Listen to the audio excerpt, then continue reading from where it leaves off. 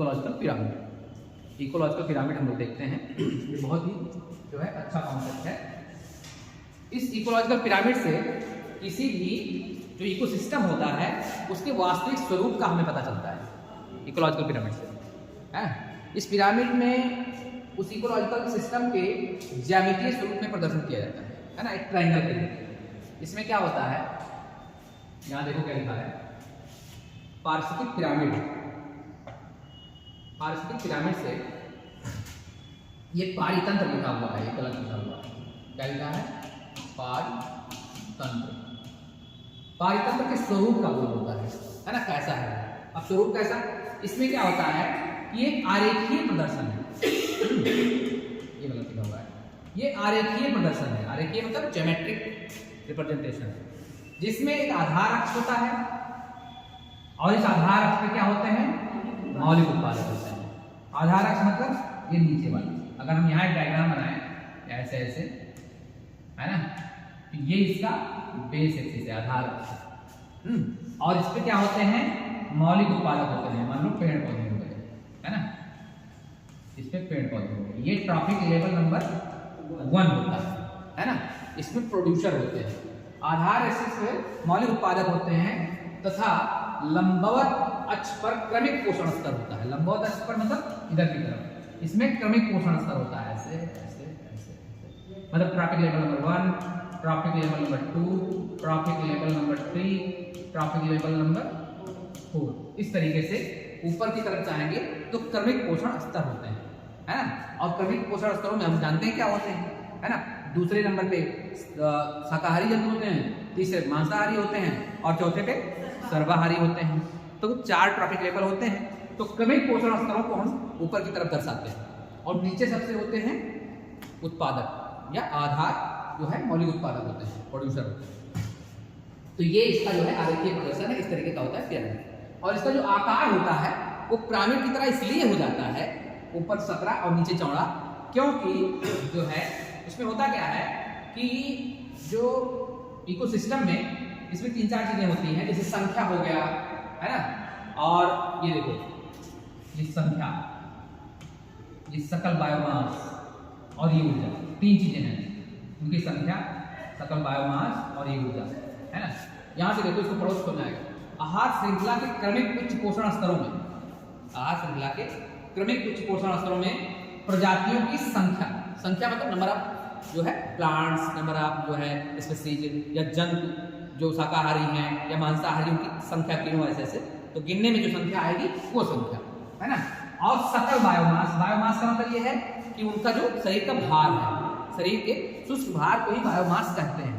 तोलने पे जो वेट आएगा वो बायोमास होता है, या ऊर्जा उसमें अंदर जो संचित होती है। हर ट्रॉपिक लेवल पे जितने भी चीजें होती हैं उनकी संपूर्ण ऊर्जा को अगर देखा जाए तो वो ऊर्जा हो गई। वो ऊर्जा जो होती है उसकी सुलभता और प्राप्ति में इस तरह का ह्रास होता है कि इनका आकार पिरामिड की तरह हो जाता है ना।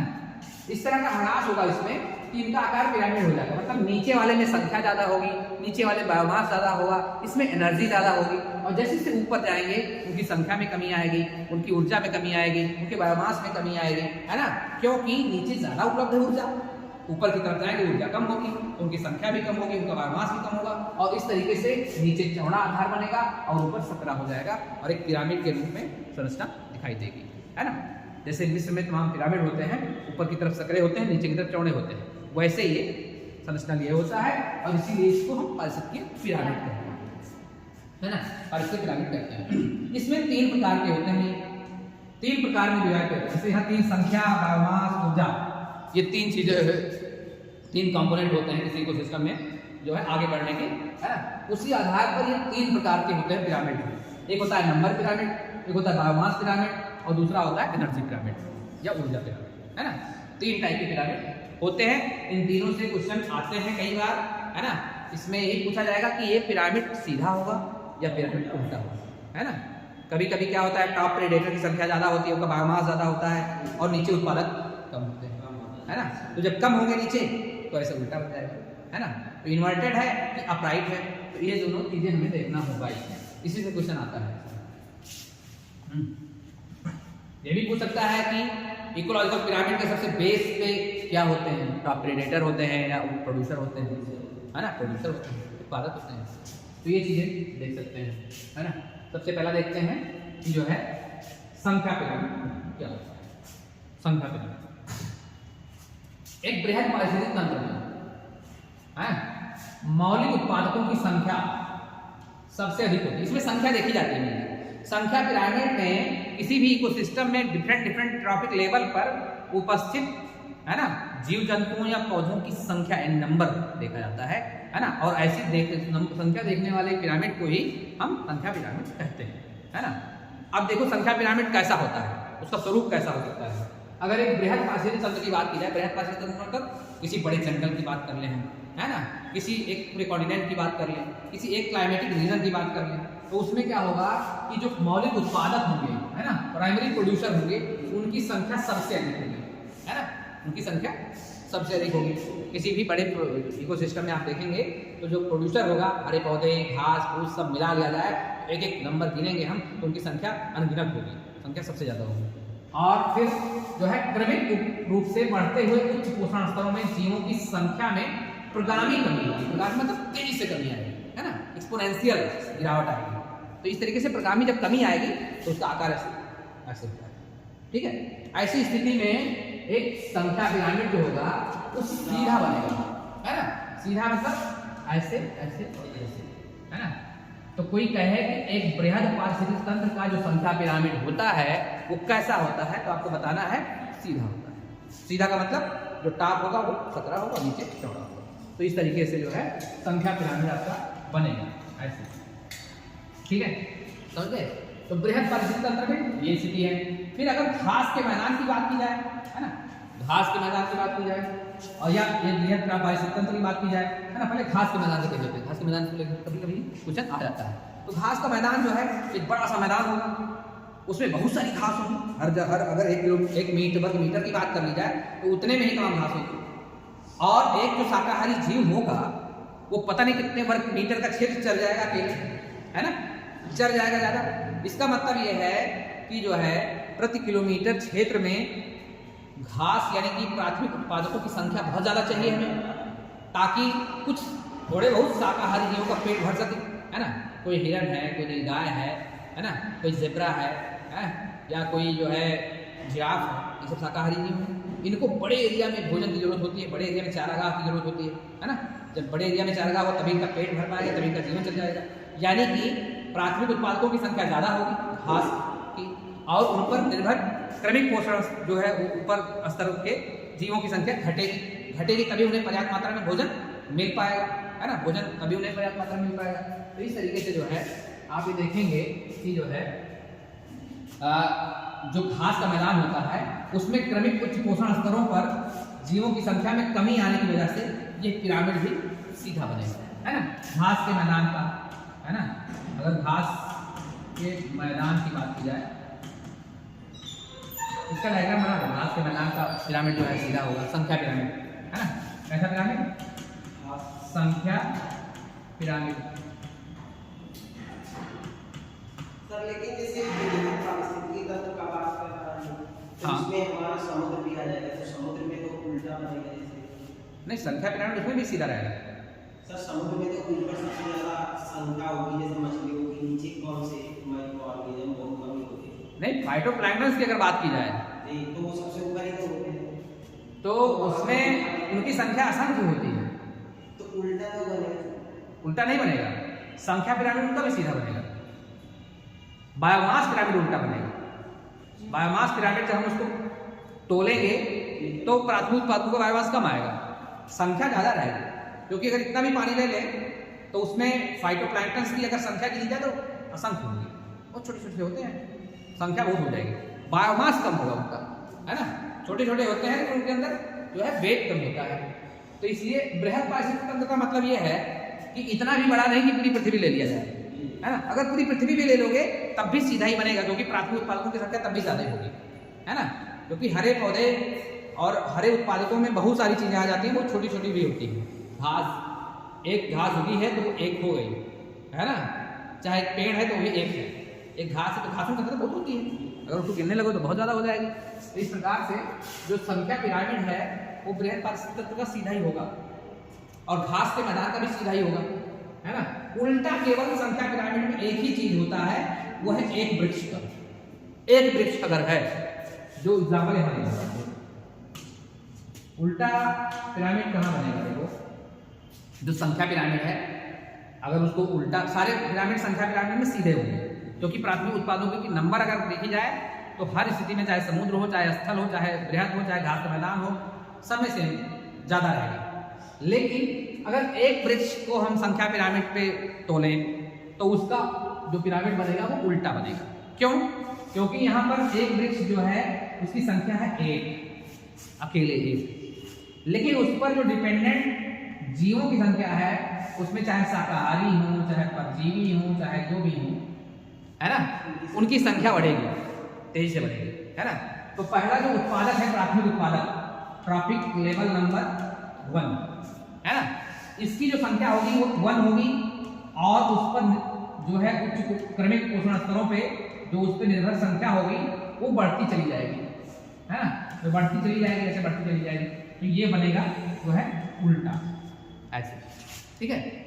क्योंकि आप देखेंगे एक ही पौधा होता है, उसमें कई सारी पत्तियां रहती हैं, है ना, बहुत सारी पत्तियां रह करके उसके जो है कुछ पत्तियों को खाती हैं, कुछ उसके फल को खाती हैं, है ना, कुछ उसके जो है तने के जो है छिलका उलका खाती हैं, विभिन्न प्रकार से भोजन प्राप्त करती हैं एक ही पेड़ से, है ना।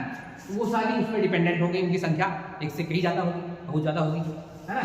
और फिर उसी पेड़ पर अगर देखेंगे तो बहुत सारे छोटे छोटे कीड़े मकोड़े होंगे जो उसकी सूखी जो है पत्तियों खाएंगे, सूखे जो है जमीन में कुछ ऐसे होंगे जो उनकी पत्तियों के गिरने पे काम कर रहे होंगे, है ना, उनके तनों में तमाम छोटे छोटे कीड़े मकोड़े चिपके रहते हैं, वो सब भी उस पर हिट पेंट करते हैं, उन्हें आवास प्राप्त करते हैं, वहीं से भोजन प्राप्त करते हैं, उसी पे रहते हैं, तो सब कुल मिला के वो भी उनकी भी संख्या गिनी जाएगी, है ना। हालांकि वो परजीवी होते हैं, मृतभोजी होते हैं, तो इस तरीके से उत्पादक हो गया, शाकाहारी भी हो गया, परजीवी हो गया, उच्च परजीवी हो गया, है ना। इनकी संख्या क्रमिक रूप से ऊपर जाएंगे जैसे जैसे बढ़ेगी, और जब बढ़ेगी तो इसका जो इकोसिस्टम का जो पिरामिड होगा वो उल्टा बनेगा, है ना, ऊपर चौड़ा होगा, नीचे पतला होगा।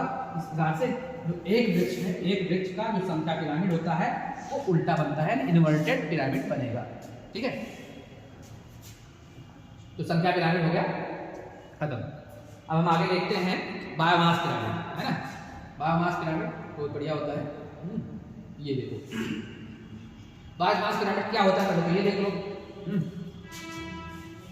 बायोमास पिरामिड किसी पारिस्थितिक तंत्र में, किसी भी पारिस्थितिक तंत्र में विभिन्न पोषण स्तरों पर भंडारित समस्त जीवित जीवों के भार को, ध्यान रखना, है ना, पोषण स्तर कोई भी हो, 1 2 3 4, है ना, उसमें जो है जो समस्त जीव, सभी जीवों को मिला लिया जाए, उनके जो है भार को ही हम बायोमास कहें।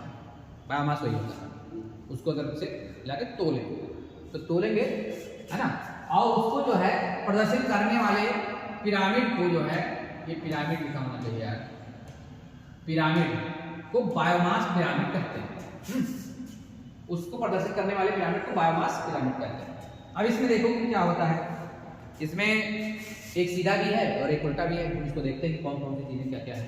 पहला पिरामिड की बात करें हम, इसमें लिखा हुआ है upright pyramid of the biomass in the terrestrial ecosystem. Terrestrial मतलब स्थलीय, स्थलीय,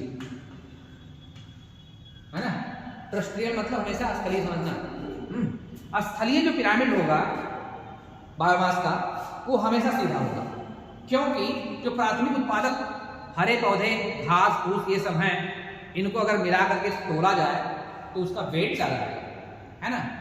क्या समझे, अगर कोई एक घास प्रदेश का भी लिया जाए तो घास प्रदेश में अगर हम देखें तो जो घास होती है किसी क्षेत्र की, और जितनी घास खा करके एक अकेला जानवर जिंदा रहता है, उसके अगर वेट को हम तोल लें पूरी जिंदगी में जितना उसने घास खाई हो और उसके अकेले वेट को तोल लें, तो जो घास का वेट आएगा वो ज्यादा आएगा, है ना।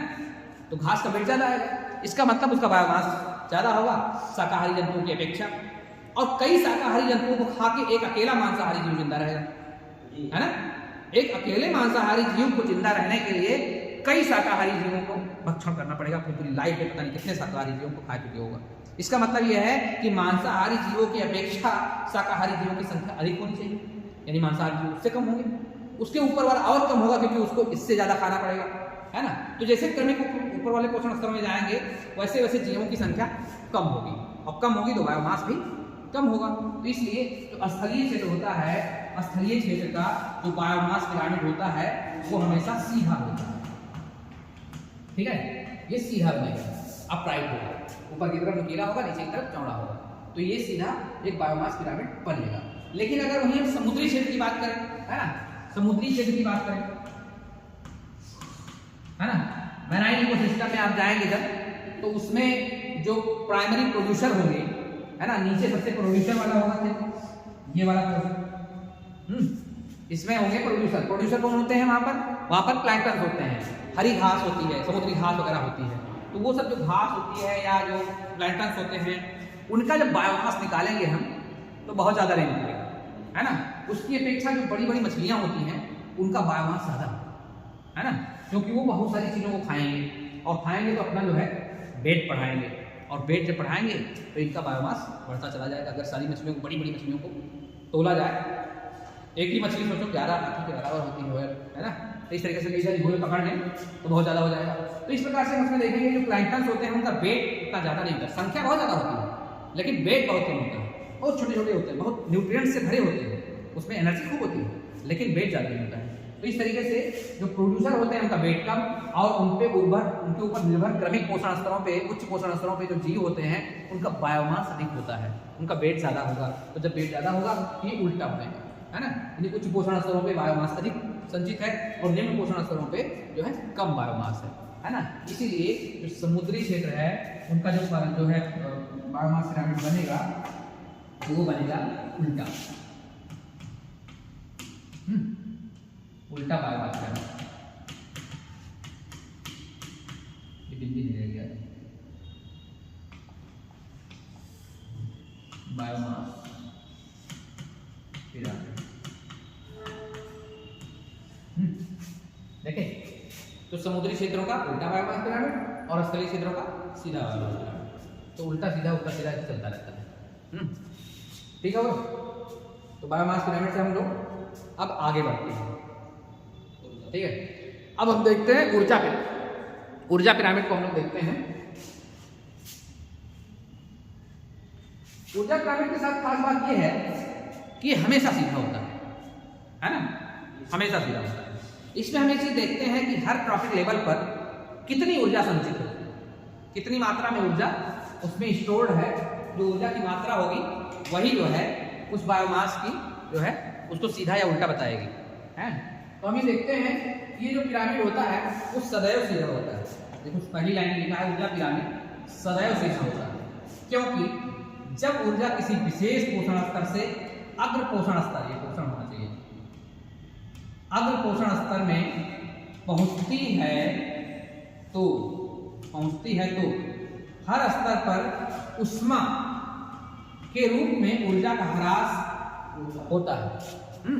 हर स्तर पे ऊष्मा के रूप में ऊर्जा का ह्रास होता है, इसीलिए अपर पोषण स्तर पे ऊर्जा की मात्रा कम होती है। और एक होता है 10% का रूल। कौन सा रूल? Rule of 10%।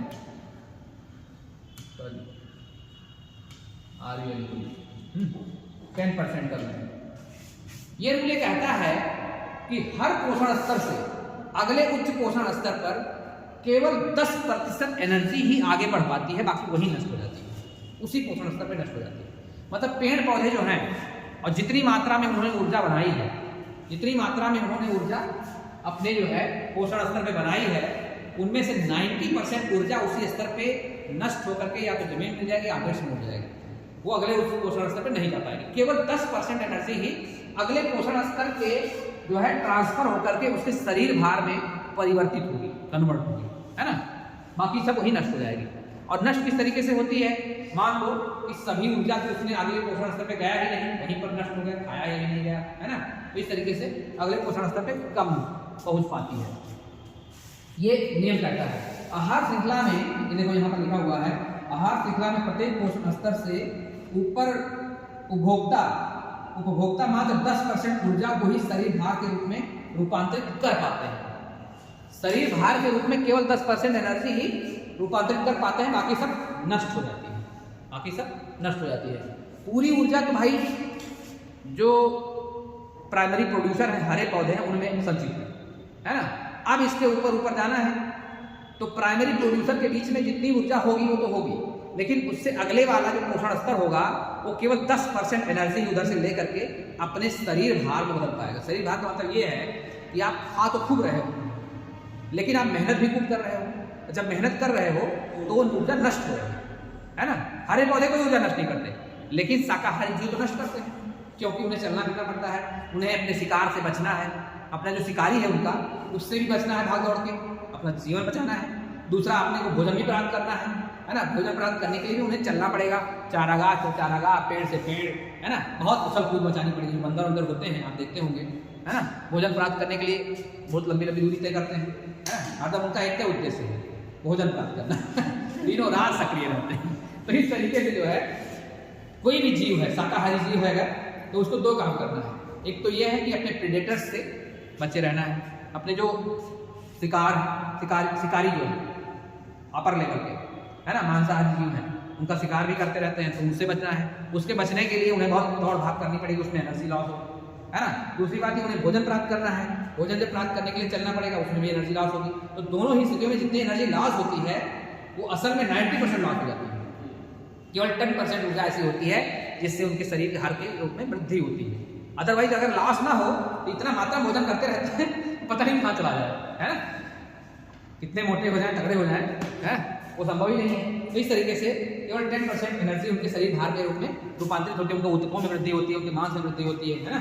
इस तरीके से जो है ये 10% का रूल यही कहता है। केवल 10% एनर्जी पोषण स्तर पर ट्रांसफर होती है। यहाँ पर आप एक उदाहरण के रूप में इसको देख सकते हैं कि मान लो ये प्रोड्यूसर का है ना।